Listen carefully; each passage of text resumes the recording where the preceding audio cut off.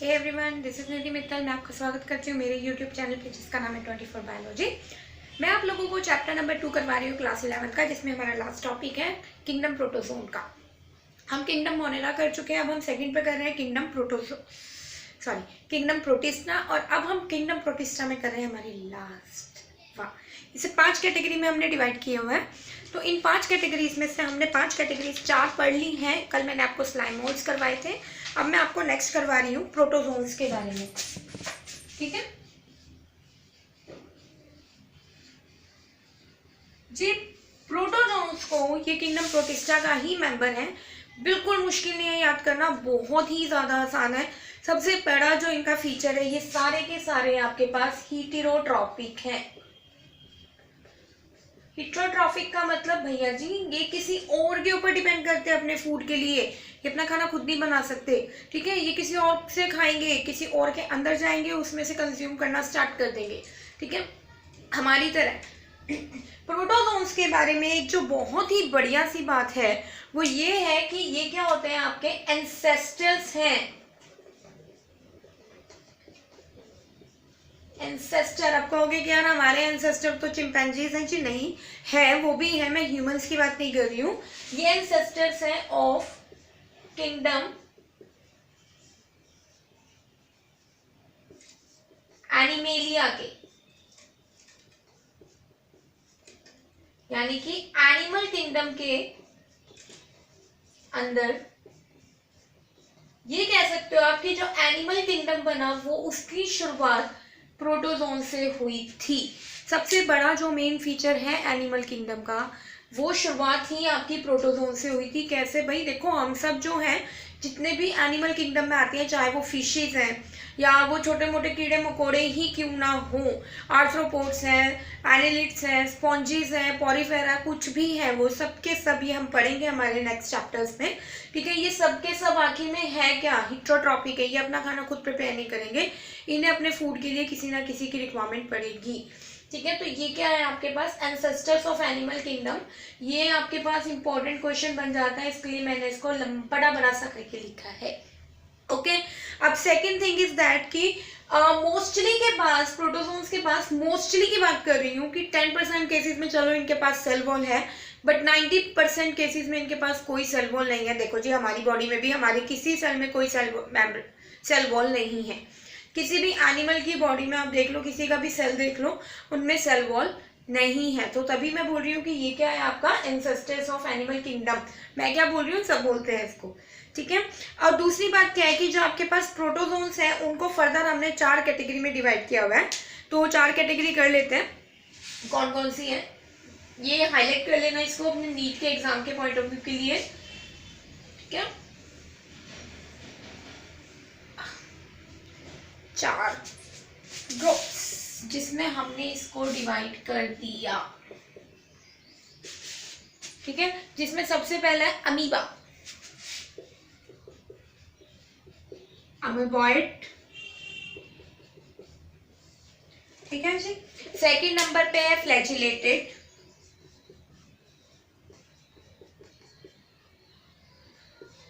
Flagellated. मेरे को लगता है मेरी स्पेलिंग ना गलत हुई हो, देख लेना, लग रही है।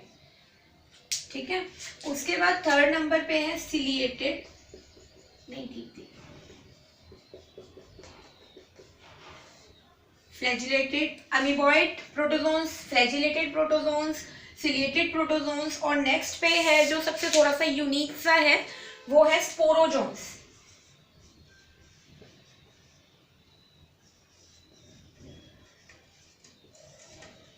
ठीक है, अब इनके नाम से ही हमें इनके फीचर्स का पता चल जाएगा। हम तो बहुत इंटेलिजेंट हैं, बहुत अच्छे से इनके फीचर्स वगैरह सब अच्छे से करेंगे, पर ज़्यादा बड़ा नहीं है, छोटा सा टॉपिक है, बहुत आसान टॉपिक है, बिल्कुल याद करने में मुश्किल नहीं होगी।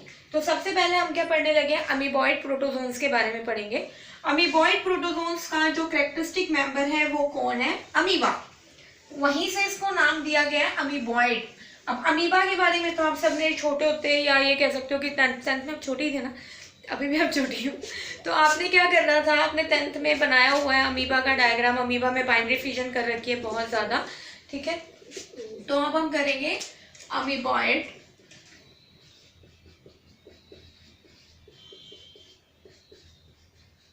प्रोटोजोन, इसका कैरेक्टरिस्टिक मेंबर कौन है? अमीबा। उसी से आप याद कर लेना इसको बड़े आराम से। अब अमीबा का स्ट्रक्चर तो आप सबको पता ही है कि कैसा सा स्ट्रक्चर होता है, सब बनाते हैं उसका स्ट्रक्चर। कुछ भी करके बना दो, एक साइटोप्लाज्म बना दो, एक न्यूक्लियस बना दो, एक कंट्रैक्टाइल वैक्यूल के साथ फिर साइटोप्लाज्म बना दो, ठीक है। अब ये क्या करते हैं? ये मूवमेंट करते हैं, एक्वेटिक है, पानी में रहने वाले हैं, तो ये मूवमेंट करते हैं। ये कैसे मूवमेंट करते हैं? हमारी तरह हाथ पैर तो है नहीं इनके पास, ठीक है, ये कैरेक्टरिस्टिक फीचर है, मतलब ये इंसेस्टर्स हैं हमारे एनिमल किंगडम के, लेकिन इसका मतलब ये थोड़ी है कि इनके पास भी हाथ पैर हो जाएंगे, नहीं है। जिनके पास हाथ पैर नहीं है तो ये कैसे मूव करेंगे? आप लोगों ने पढ़ रखा है कि ये कैसे मूव करेंगे, ठीक है। ये क्या करते हैं? अपने फॉल्स फुट बना लेते हैं। फॉल्स फुट का मतलब क्या होता है? दे जनरेट, ये अपने साइटोप्लाज्म को आगे की तरफ खींच लें।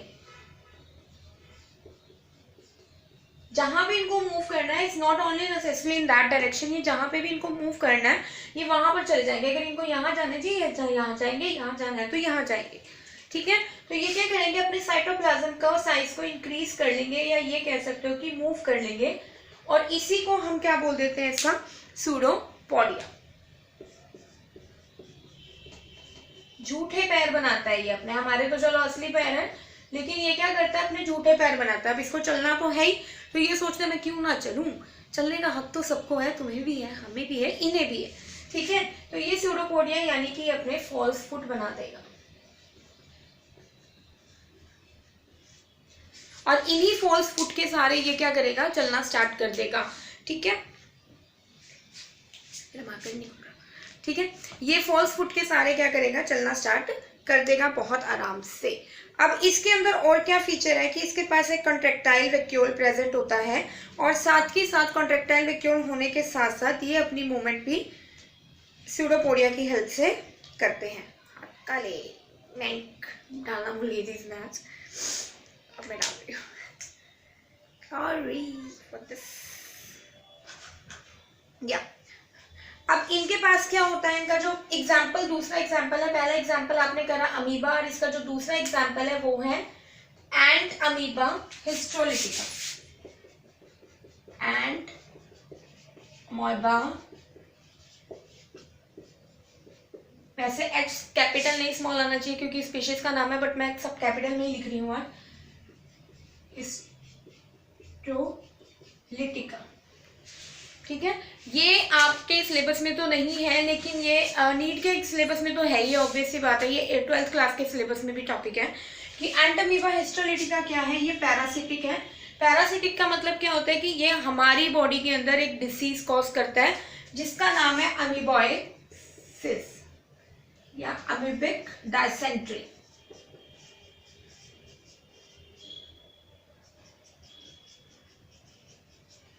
The name of the disease is amoebic dysentery। ये हमारे अंदर अमीबिक डायसेंट्री नाम की बीमारी कॉज करता है। ये चले जाते हैं हमारी लार्ज इंटेस्टाइन में, और वहां पर जाकर क्या करते हैं? हमारी लार्ज इंटेस्टाइन की वॉल्स को ना खरोच के ना उनसे ब्लड निकालना स्टार्ट कर देते हैं, और फिर हमारे वेस्ट मटेरियल में एक्सक्रीटा के साथ हमारा क्या होता है? ब्लड भी बाहर निकल रहा होता है। फिर हम डॉक्टर के पास जाते हैं, डॉक्टर हमें दवाइयाँ देते हैं, और उसके बाद हम ठीक होना स्टार्ट कर देते हैं, ठीक है जी। ये होता है आपके पास अमीबॉइड प्रोटोजोन्स के बारे में। अब हमने पढ़ना है फ्लैजिलेटेड प्रोटोजोन्स के बारे में। नाम से पता चल रहा है फ्लैजिलेटेड का मतलब क्या हो गया कि इनके अंदर क्या है? बड़े बड़े सा फ्लैजिला है, ठीक है। यानी कि ये तो अपना घूमने फिरने के लिए क्या कर रहे थे? इन्होंने अपना सूडोपोडिया बना लिया, झूठा पैर बना दिया, जिसकी मदद से इन्होंने घूमना फिरना स्टार्ट कर दिया, ठीक है। अब फ्लैजिला के पास तो है ही, फ्लैजिलेटेड है तो फ्लैजिला है उनके पास, फ्लैजिला की हेल्प से ही मूव करना स्टार्ट करेंगे।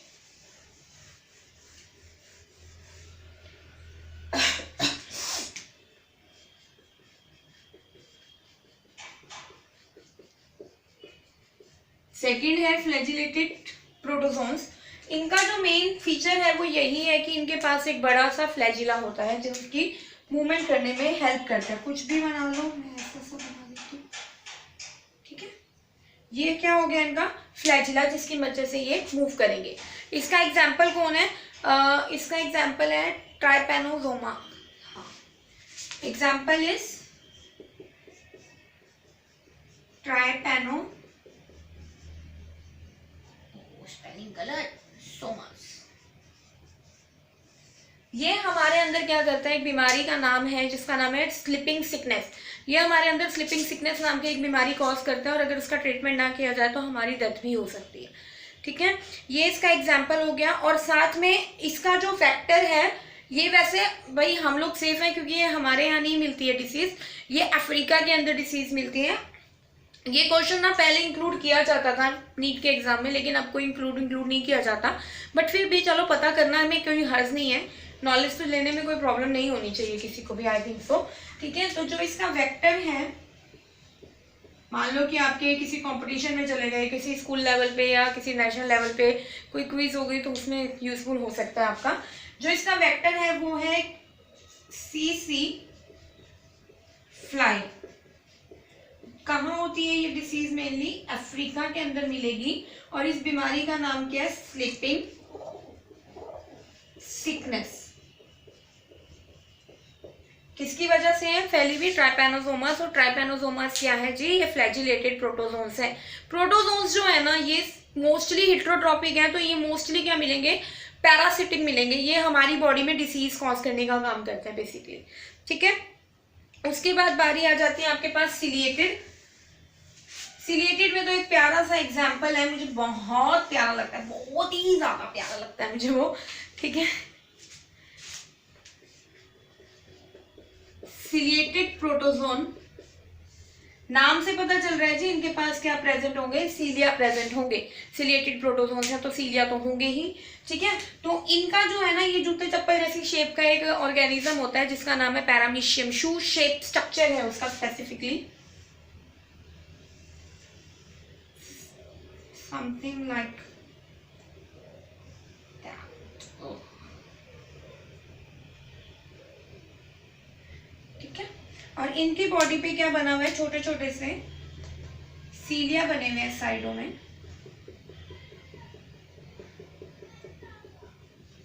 ये बने हुए इनके सीलिया जो इनकी मूवमेंट में हेल्प करते हैं, एक जगह से दूसरी जगह जाने में इनकी मदद करते हैं। ठीक है, ये हो गए सीलिया। ये पोर्शन जो ये छोटा सा ये वाला गोल गोल सा पोर्शन आपको ये दिख रहा है जिसमें मैंने डबलिंग कर रखी है थोड़ी सी। ठीक है, ये वाला अगर आपको दिख रहा हो तो दिखना ही चाहिए वैसे, ऐसे दिस पोर्शन, ये है ग्यूलेट। ग्यूलेट इज लाइक देयर माउथ। इनका मुंह है एक तरह से, ये कि कोई भी चीज इनके पास आएगी तो ये खाएंगे तो है ना, तो ये किस तरीके से खाएंगे जी? ग्यूलेट की मदद से खाएंगे।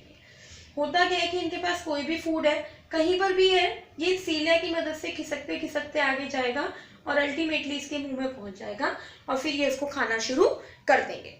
ठीक है, पैरामीशियम के अंदर दो न्यूक्लियस प्रेजेंट होते हैं। एक तो मैं बड़े वाला न्यूक्लियस बना रही हूं और एक मैं बना रही हूं छोटू सा न्यूक्लियस। एक है इसका मैक्रोन्यूक्लियस और दूसरा इसका माइक्रो न्यूक्लियस। जी ये बहुत इंपॉर्टेंट है, ऐसा कौन सा ऑर्गेनिज्म है जिसके पास दो न्यूक्लियस प्रेजेंट है और वो भी जो है एक यूकैरियोटिक यूनिसेलुलर ऑर्गेनिज्म है। प्रोटोजोन्स या ये कह लो कि ये जो भी है आपके पास, जो भी आप पढ़ रहे हो, ठीक है, प्रोटिस्टा, ये आखिर में आपके पास क्या है? यूकैरियोटिक यूनिसेलुलर ऑर्गेनिज्म है। कोई भी आपने मल्टीसेलुलर नहीं पढ़ा अब तक इसमें से। ठीक है जी, तो ये प्रोटोजोन्स है। ऐसा कौन सा प्रोटोजोन है जिसके पास दो न्यूक्लियस प्रेजेंट है? तो जी वो कौन है? सिलिएटेड प्रोटोजोन्स में आता है एग्जाम्पल। अगर ऑप्शन है सिलिएटेड प्रोटोजोन तो टिक करो सिलिएटेड प्रोटोजोन को। अगर ऑप्शन में आ जाता है पैरामीशियम तो टिक करो पैरामीशियम को। अगर दोनों ऑप्शन, वैसे दोनों ऑप्शन आएंगे नहीं एक साथ, अगर आते हैं तो आप पैरामीशियम को टिक करके आओगे। ठीक है, दो न्यूक्लियस है, एक हो गया मैक्रो न्यूक्लियस और दूसरा हो गया इसके पास माइक्रो न्यूक्लियस। ठीक है, और ये जो इनका न्यूक्लियस है ना जी, इनकी हेल्प करता है रिप्रोडक्शन में। कैसे करता है? ये आपके सिलेबस में नहीं है वैसे, पर मैं आपको करवा देती हूँ। ठीक है, करते हैं, कैसे करता है ये रिप्रोडक्शन बताती हूँ मैं आपको। ठीक है,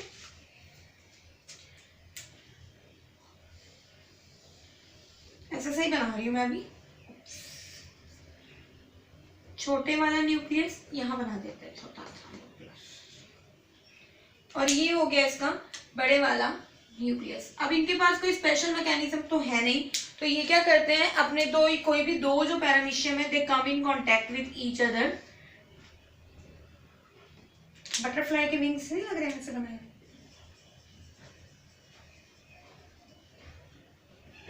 नहीं, ठीक है जी। तो इसके पास क्या है, ये दो प्रोटोजोन्स हैं, ये एक मैक्रो न्यूक्लियस है, दूसरा इसका माइक्रो न्यूक्लियस है। तो अब ये क्या करते हैं, मैंने आपको कल बताया था कि एक इनके सेल साइकिल जो होती है हमारे सबके अंदर, वो दो टाइप की होती हैं, ठीक है। वो क्या होती है सेल साइकिल? सेल की डिवीजन दो तरीके से होती है, एक होती है माइटोसिस और एक होती है मियोसिस, ठीक है।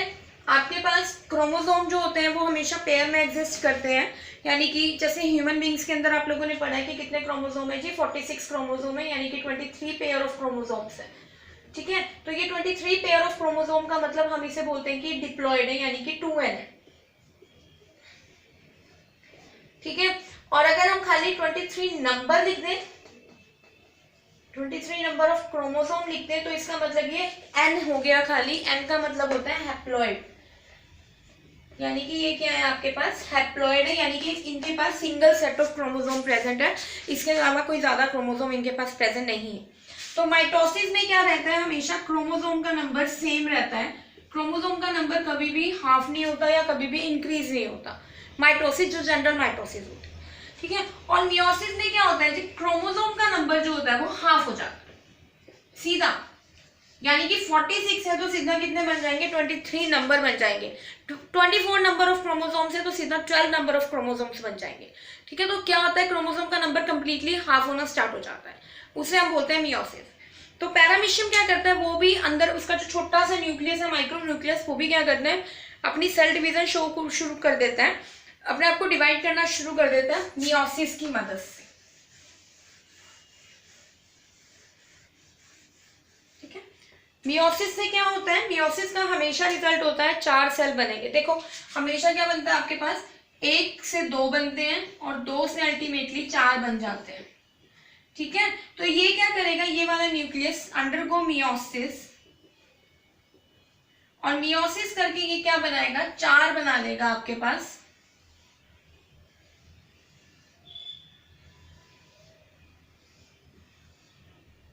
1 2 3 4, 1 2 3 4, ठीक है।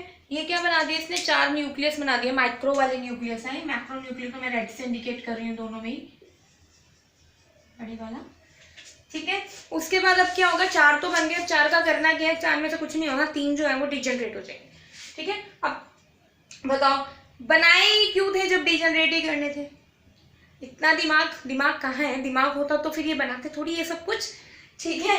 तो 3 क्या हो जाएंगे, 3 माइक्रोन्यूक्लियस डिजनरेट हो जाएंगे,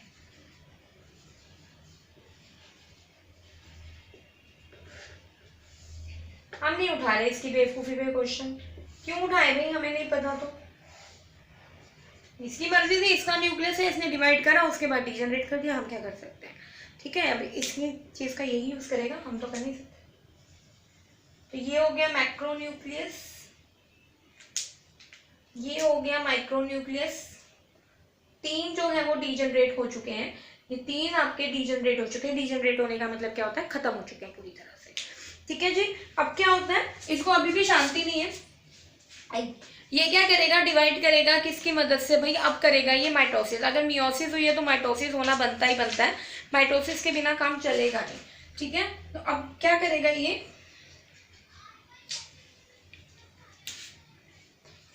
माइक्रोन्यूक्लियस, मियोसिस नहीं माइटोसिस करेगा, माइटोसिस में क्या बनाएगा, ये 2 डॉटर सेल बना के शांति से बैठ जाना था,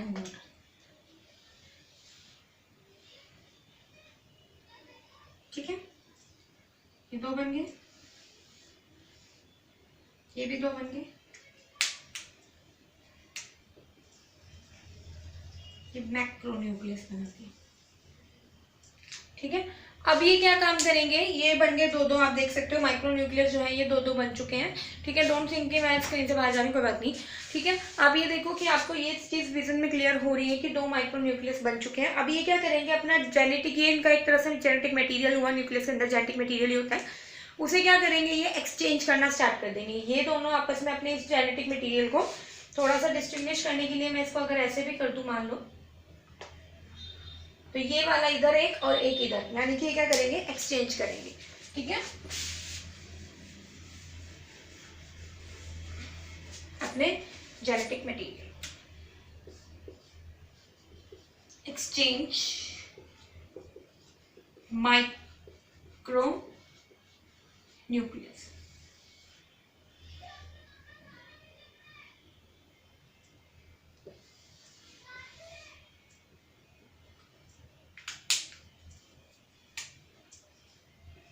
लो एक्सचेंज हो, खुश, कहाँ खुश। अब ये जो है मैं इसको फर्स्ट मान लेती हूँ, ये इसको सेकंड, सारा कुछ नहीं पड़ता, दोनों के पास सेम सेम सा कंटेंट है।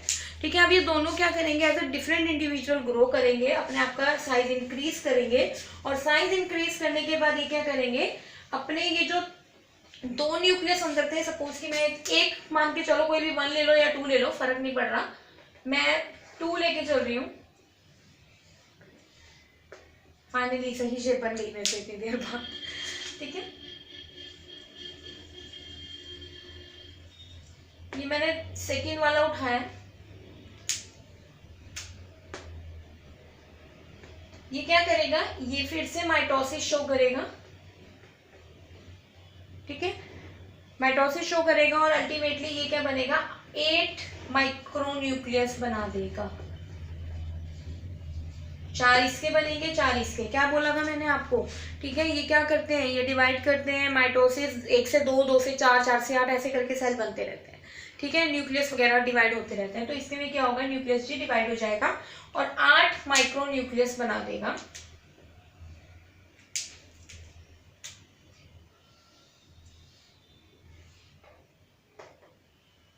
एक दो तीन चार, 1 2 3 4। ठीक है,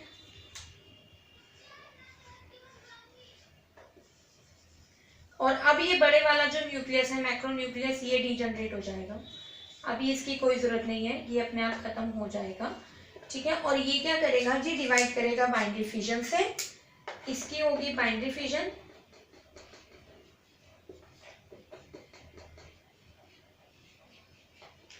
ठीक है, और ये जो 4 थे, इनमें से जो 4 जो रेड वाले मान के चलो, ये क्या कन्वर्ट हो जाएंगे, मैक्रो न्यूक्लियस के अंदर जो 4 हैं वो कन्वर्ट हो जाएंगे माइक्रो से, यानी कि एक पैरामीशियम अब किस में कन्वर्ट हो जाएगा, 4 पैरामीशियम डॉटर्स में कन्वर्ट हो जाएगा, और हर एक के पास क्या होगा, एक मैक्रो न्यूक्लियस और एक माइक्रो न्यूक्लियस होगा। ठीक है जी, ये आता है आपके पास पैरामीशियम के बारे में। अब मैं आपको करवाती हूँ स्पोरोजोन्स के बारे में। आई होप आपको क्लियर हो गया होगा पैरामीशियम के बारे में। ये बस अपनी जिंदगी डिवाइड करके मल्टीप्लाई करने में ही बिता देते हैं मेनली। ठीक है जी, अब देखिए आपके पास स्पोरोजोन्स हैं। स्पोरोजोन्स तो पूरी तरह से पैरासिटिक ही हैं।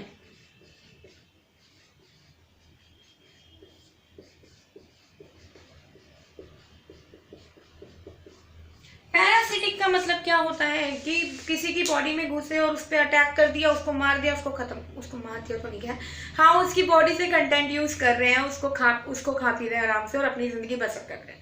ठीक है, ये होते हैं आपके पैरासिटिक स्पोरोजोन्स के बारे में। स्पोरोजोन्स क्यों बोला है कि जब भी ये पैरासिटिक मोड ऑफ न्यूट्रिशन पे आते हैं तो ये भी चालू किस्म के हैं। ये क्या करते हैं, अपने स्पोर्स बना लेते हैं। ठीक है, कि मान लो कि अगर ये मर भी गए बेचारे किसी भी कंडीशन की वजह से, या हमने दवाइयां दे दे के मार दिया, तो क्या होता है, इनके स्पोर्स जो होते हैं वो बचे रहते हैं और इनके स्पोर्स जो है वो फिर से न्यू जनरेशन डेवलप कर देते हैं, यानी कि अपने सेफ्टी मेजर साथ में रखते हैं, स्पोर्स बना देंगे। इस वजह से इनको बोला जाता है स्पोरोजोन्स। ठीक, मैंने जोन्स की सारी को गोन्स लिख रखा है, जेड आएगा, डी आएगा। ठीक है, तो ये क्या बना लेते हैं, स्पोर्स बना लेते हैं। और इसमें बेस्ट एग्जांपल है आपके पास प्लाज्मोडियम। ये वो वाला प्लाज्मोडियम नहीं है जो हमने स्लाइम मोल्ड में कल किया था, वो प्लाज्मोडियम दूसरा है। ये प्लाज्मोडियम तो है मलेरियल पैरासाइट, जो हमें मलेरिया कॉज, जो जनरली लोगों में मलेरिया कॉज करता है। ठीक है, इसका एग्जाम्पल है प्लाज्मोडियम। ये आपका मलेरियल पैरासाइट है।